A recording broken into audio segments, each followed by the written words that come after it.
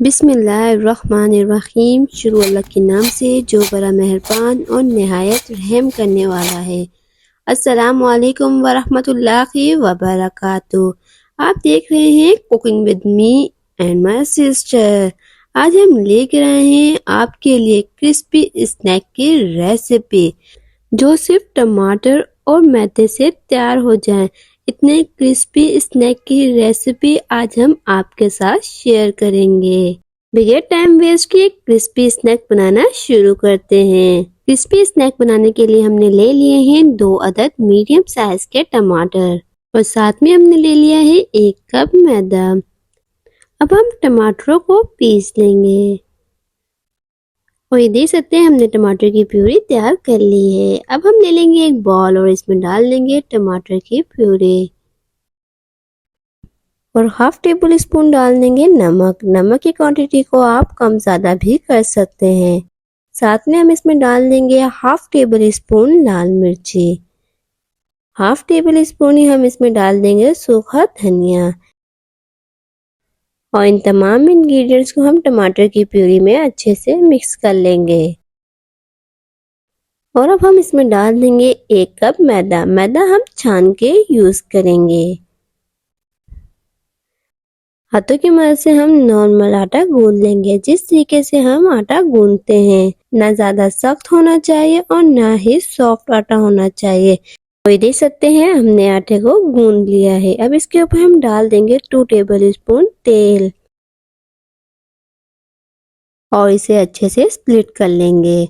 Dough को हम counter पे ही 10 मिनट के लिए रेस्ट पे रख देंगे। डो को रेस्ट दिए हुए 10 मिनट गुजर चुके हैं। अब इसके हम नॉर्मल साइज के पेड़े तैयार कर लेंगे।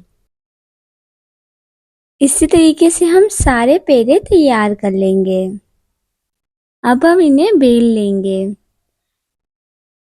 क्रिस्पी स्नैक बनाने के लिए हम इसे बहुत ही पतला बेलेंगे। जितना पतला बेलेंगे ये उतने ही क्रिस्पी तैयार होंगे।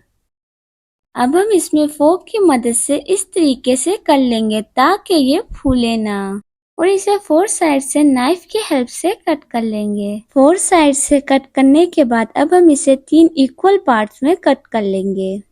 तीनों पट्टियों को एक साथ रख के इस तरीके से कट कर लेंगे ताकि ये शेप में भी बहुत ही बेहतरीन लगे और ये इस तरीके से बहुत ही आसानी से अलहदा हो जाएंगी। इसी तरीके से हम बाकी सबको भी कट कर लेंगे। तेल को हम हाई फ्लेम पे गरम कर लेंगे। जब तेल बहुत ही बेहतरीन गरम हो जाएगा तब हम इसमें डाल देंगे तमाम स्नैक्स। 1 से 2 मिनट के लिए हम इसे हाई फ्लेम पे फ्राई करेंगे और फिर मीडियम फ्लेम पे फ्राई करेंगे ताकि ये क्रिस्पी फ्राई हों।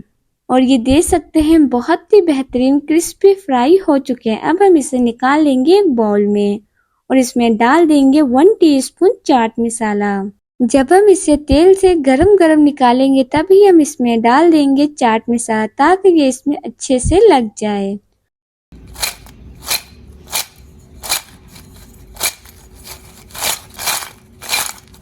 और ये देख सकते हैं कितने क्रिस्पी ये स्नैक्स फ्राई हुए हैं। आई होप कि आपको वीडियो अच्छी लगी। वीडियो को लाइक कीजिए। चैनल पे न्यू है तो चैनल को सब्सक्राइब कीजिए। बेल आइकन को दबाना मत भूलिएगा ताकि हमारी हर आने वाली न्यू वीडियो की नोटिफिकेशन आप तक सबसे पहले पहुंच सके।